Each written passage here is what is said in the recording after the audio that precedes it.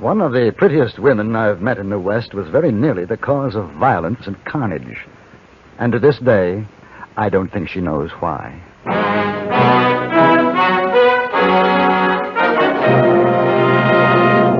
Frontier Gentlemen.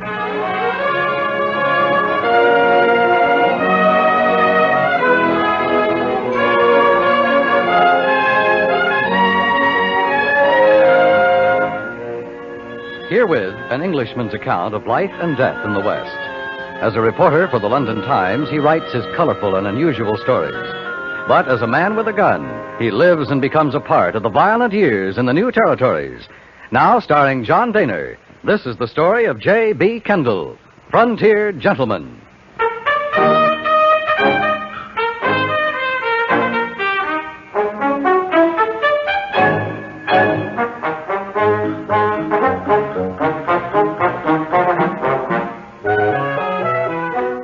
One of the first things I noticed in Laramie, Wyoming Territory, was the intense rivalry between that town and Cheyenne on the other side of the Laramie Mountains.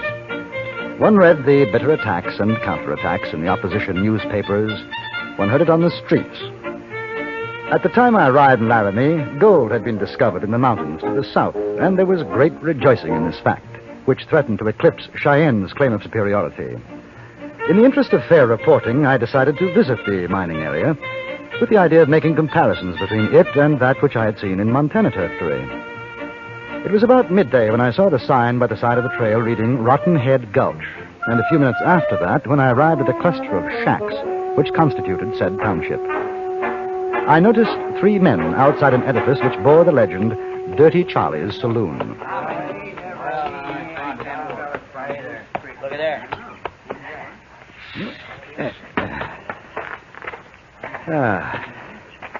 Good afternoon. Howdy.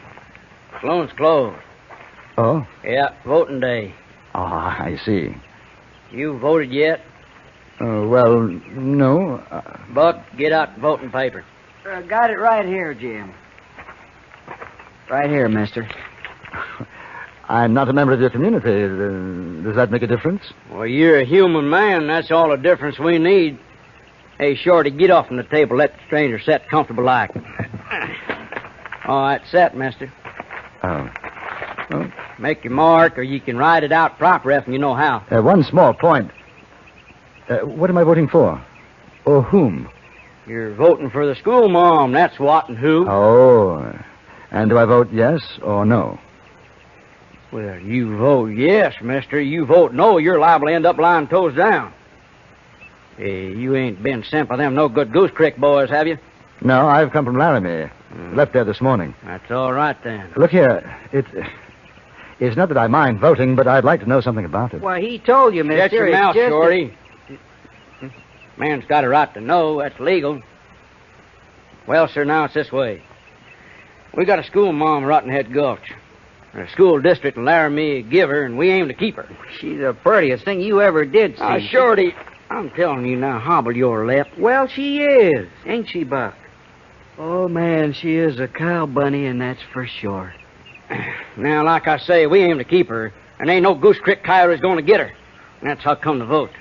Now, the school district says if Goose Creek gets more votes than Rotten Head Gulch, she's going to be sent there. Ah, now I see. So you vote yes. But, is it legal? Well, sure it's legal. Of course it is. Yeah. Look here, I'm in charge of voting. I say it's legal. Anybody comes this here town on voting day is a citizen of Rotten Head Gulch. Honorable like. Now, as mayor, I make you a citizen. Now, you vote. All right. Hey, Buck, where at's a writing quill? I don't know. What do you mean you don't know? We ain't had no voting since this morning. Guess maybe I left it in the saloon. Well, go get it.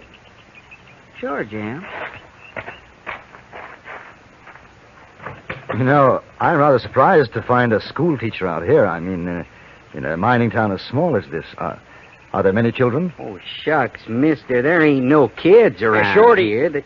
One of these here days, that leaky mouth of yourn is going to get you a case of slow. Well, it's the truth, Jim. A school teacher with no children to teach?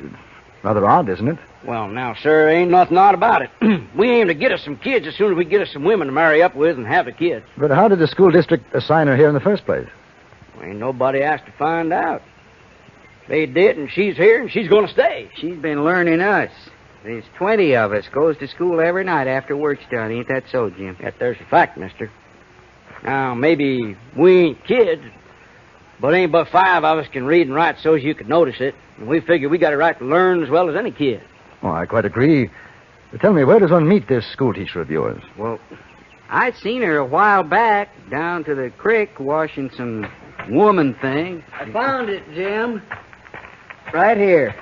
Here's a writing quill. Where at's the ink? Oh.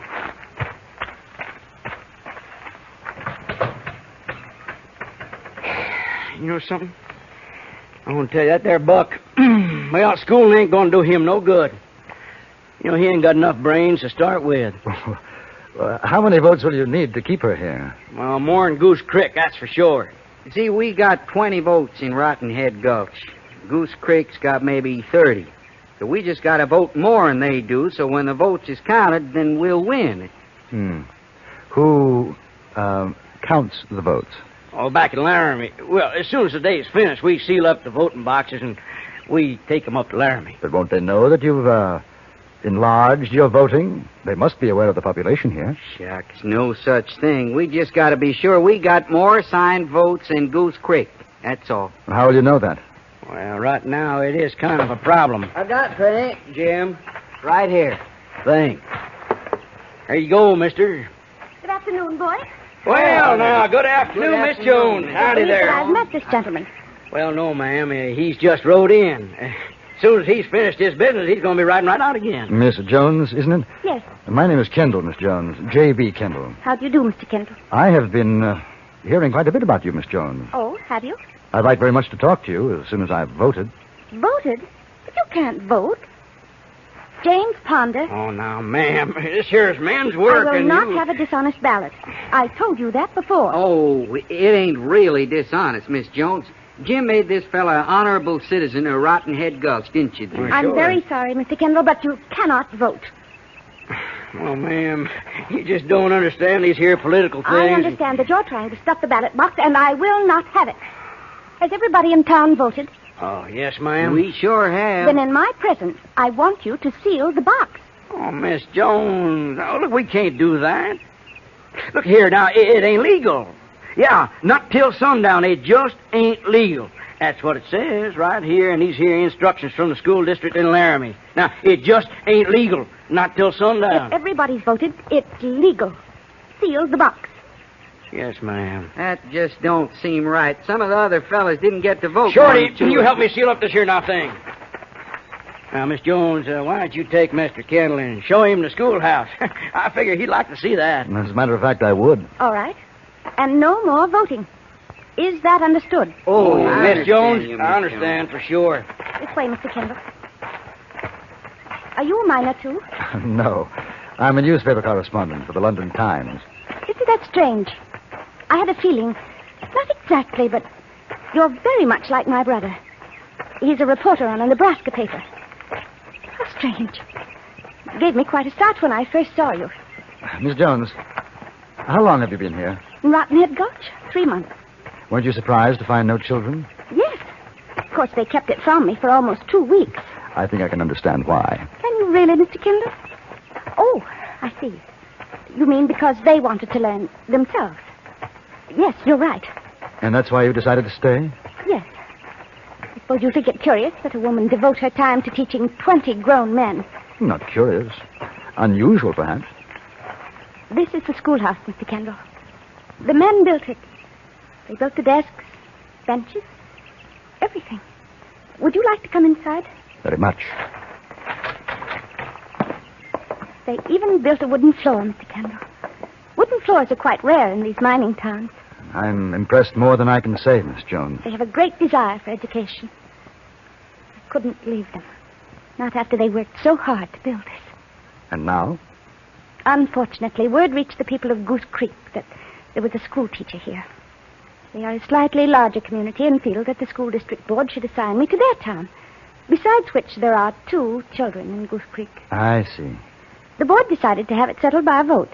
If enough residents of Goose Creek require my services, and outvote the men of Rottenhead Gulch, I shall have to obey the decision of the board. Well, aren't there other teachers available? Yes. That's the strange part of it. Neither town will accept anyone but me. Of course, I'm flattered. But I can't see that it really makes any difference. Can you? Well, yes.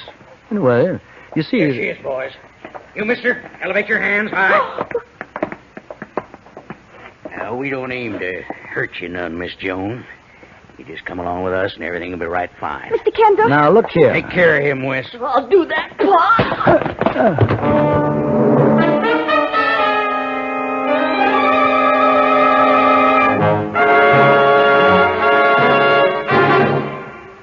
In a moment, we return to Frontier Gentlemen. Another fascinating adventure is waiting for you on CBS Radio today, as most of these same stations present the FBI in Peace and War. Today, these law enforcers go after a pair of swindlers. You'll be amazed by the cleverness of the swindlers. You'll be thrilled to learn, however, that the FBI in Peace and War is cleverer still. And now, we return you to the Anthony Ellis production of Frontier Gentlemen.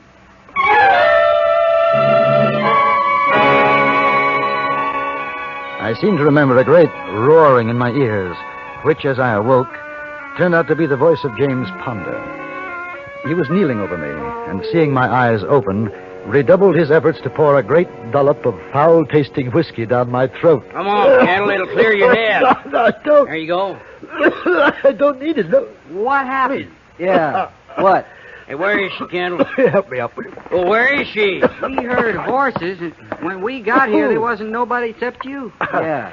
There were 3 or 4 men, masked. They'd taken her. Well, who was they? I don't know, except there was a father and son. The older man called the other Wes. Wes. Jim, that's Wes over to Goose Creek. Ah, Stomp Peter's son, Wes. I might have knowed it. You reckon they carried her off to beat the vote? That's what they done. What good would it do? Well, I'll tell you what good.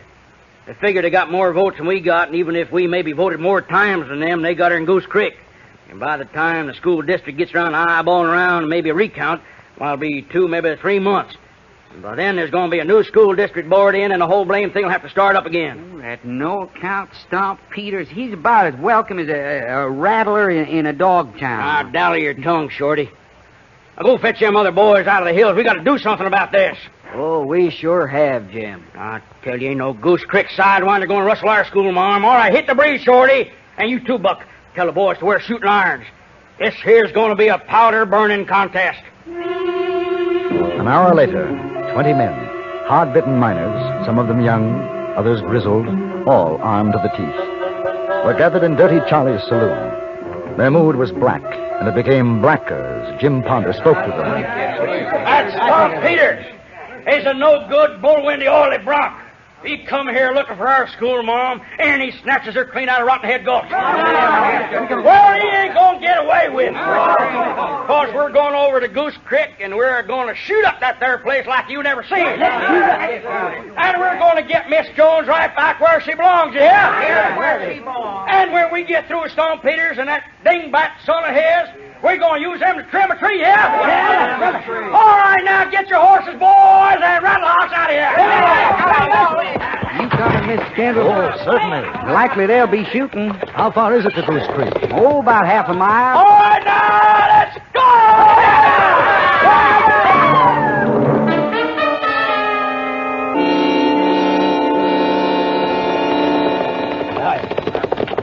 Ho, ho. Hold on.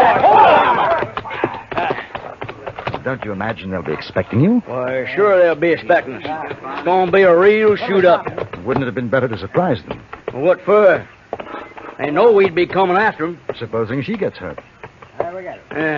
Well, now, you know, I didn't think of that. Hey, you figure maybe. With shooting, there's a chance. Boys, you hear what Kendall here says? Well, we don't want the school mom hurt. You watch where you're shooting at, you hear? All right, now. We're going to take it real slow. Just around the next turn. All right, yeah. Hey, Kendall, you and me, we're going to keep an eye out for Miss Jones. Either one of us eyeballs her gets out of there fast, you hear? Right. There they are. Hey, looky at that there, Kendall. Right in the middle of the street. Like you say, Looks like they've been expecting us. We came upon Goose Creek with abrupt suddenness. The trail rounded a bend and became an elongated clearing, lined on both sides with shacks, perhaps a half dozen more than existed in Rotten Head Gulch. Between the dwellings and in the middle of the street were piled boxes, barrels, and 2 overturned wagons. Behind this barricade, we could see the figures of men and the reflection of sunlight on steel. Up to this point, even with my headache, the affair had been rather difficult to take seriously, but the complexion had radically changed. When we were no more than 20 yards from the defenders, Jim Ponder held up his hand. Everybody! Yeah! Stop, Peter! What do you want, Ponder? We come to get Miss Jones and take her back to her rightful home. She's in her rightful home. Just where she is. And you're a liar. Want to start trouble? We ain't going back without the school, Marm. Maybe you ain't going back because you'll be shaking hands with St. Peter. Let me talk to him. This ain't no time for chewing the cud. Let's start throwing lead. Shorty, shut your mouth, will you? They're in a better position than we are. Shucks, we could ride right over them. If you lived that long. What's the matter, boys? Afraid to take the big jump? Come out, Peters. You can bring another man with you. Jim Ponder and I'll meet you between the lines. Who are you? The chap who was with Miss Jones. I told you, Pa. I told you he wasn't dead. All right. You and Ponder get off your horses. Come forward slow. You watch it, Jim. Now, don't you fret. Hey, boys, they start something. You go in and finish it, yeah? Oh, let's go, Kendall.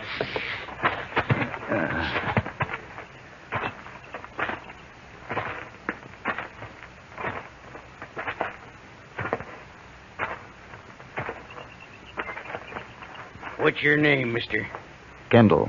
This here's my boy, Wes. We figured he'd killed you. I told you I didn't, Pa. What do you got to say? Where's Miss Jones? In the schoolhouse we got built for her? Is she all right? Sure, she's all right. Ain't nobody gonna hurt that pretty gal. No, sir. Well, we aim to take her back, Stomp Peters. You're off your mental reservation if you think you can do it, Ponder. You ain't got no right to a schoolma'am nohow. Why, there ain't a kid in that broken-down, flea-bitten town of yours. Well, that don't matter. We aim to get some by and by. School district give her to us. We just outvoted you. She's ours now. You better set your gun a-going, Stomp Peters. Well, that what you want? I'm willing. Draw. Now, wait. That won't settle anything. Well, I never seen a better way. You get him, Pa. Cut down this here Kendall fella. Young man, I owe you something for that clout on the head, but I have no desire to kill you. Now, both of you, keep your hands in sight. You too, Jim. Huh? Hey, what's ailing you, mister? I'm on your side. Then keep your gun holstered. There's no need for shooting. Peters, tell one of your men to bring Miss Jones out here. I ain't gonna do it. Hey, Sam, go get the schoolma'am. Bring her out.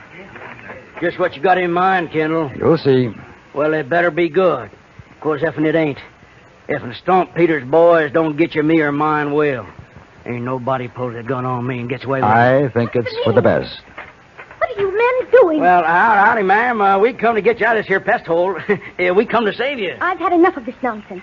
First, I'm forced to accompany Mr. Peters against my will. Now your men are lined up waiting to kill each other. I will not have it. Do you understand? Yes, ma'am. Mr. Kendall, put away that gun. All of you. Put down those guns. All right, boys. Heard what she said. Now put them away. Now, Mr. Kendall, I shall be obliged if you will escort me back to Laramie. Laramie? You're going to go back to Laramie? Pa, she's going to Laramie. Oh, Miss Jones. It's gone too far.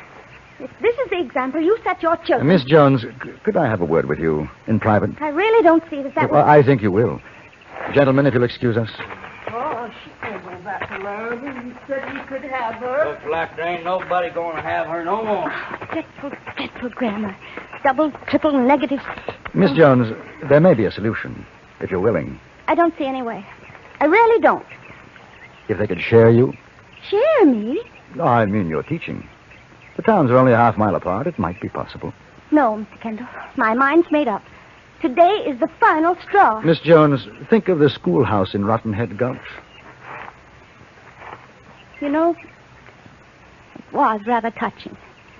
They've built a schoolhouse for me here in Goose Creek as well. The floor isn't quite as good, but... They need you, Miss Jones. You think so? I do. Look at them. They are like children, aren't they? Very much like children. I think perhaps you're right, Mr. Kendall. But I wonder what the school district board will think. Well, I imagine a joint petition from both towns ought to settle the problem. Yes. Yes, very likely. All right. If the men will agree to your plan. I'm sure they will. All right. I'll stay.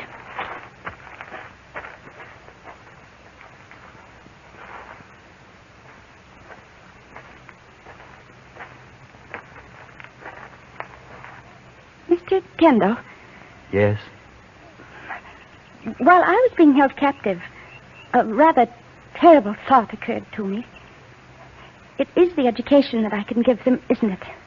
I mean, there are no baser thoughts involved. Perhaps because I am a woman? Miss Jones, were it not for the fact that I have already completed my school and university curricula, I should not hesitate to avail myself of the opportunity to better my education. Thank you, Mr. Kendall. You've relieved my mind. The matter was settled most amicably, and readers of the London Times will be interested to know that an extraordinarily pretty woman by the name of Miss Annabella Jones is now entrusted with the education of some 53 adults and 2 children in the mining towns of Goose Creek and Rotten Head Gulch in Wyoming Territory.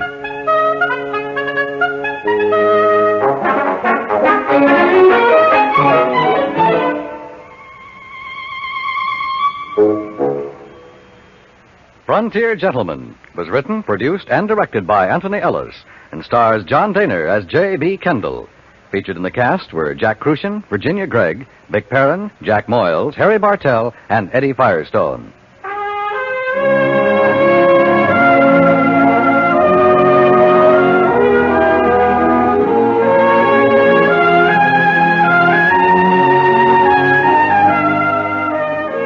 Tenth episode of Gunsmoke proves no gambling stakes were too high along the frontier. For thrill upon thrill, hear what happens in the pioneer days of Dodge City when a man's life hangs upon the outcome of a horse race. That's on CBS Radio's Gunsmoke later on today.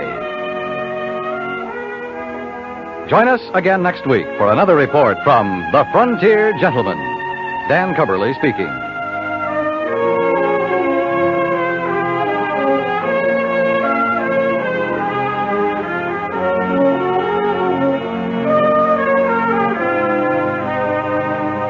One of the prettiest women I've met in the West was very nearly the cause of violence and carnage.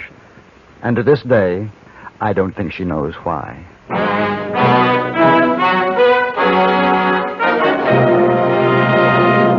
Frontier Gentleman.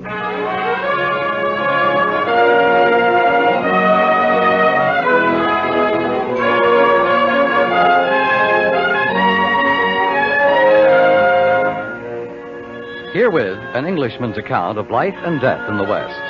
As a reporter for the London Times, he writes his colorful and unusual stories. But as a man with a gun, he lives and becomes a part of the violent years in the new territories. Now starring John Daner, this is the story of J.B. Kendall, Frontier Gentleman.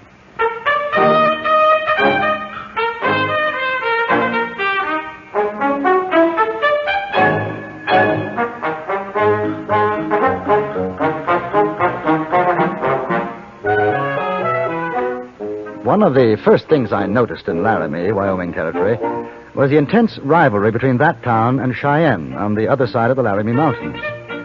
One read the bitter attacks and counterattacks in the opposition newspapers. One heard it on the streets. At the time I arrived in Laramie, gold had been discovered in the mountains to the south, and there was great rejoicing in this fact, which threatened to eclipse Cheyenne's claim of superiority. In the interest of fair reporting, I decided to visit the mining area, with the idea of making comparisons between it and that which I had seen in Montana Territory.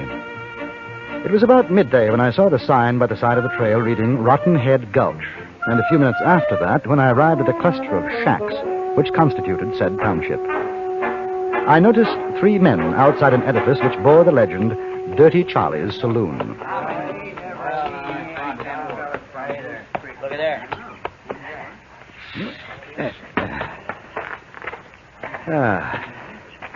Good afternoon. Howdy. Saloon's closed. Oh? Yeah, voting day. Ah, I see. You voted yet? Well,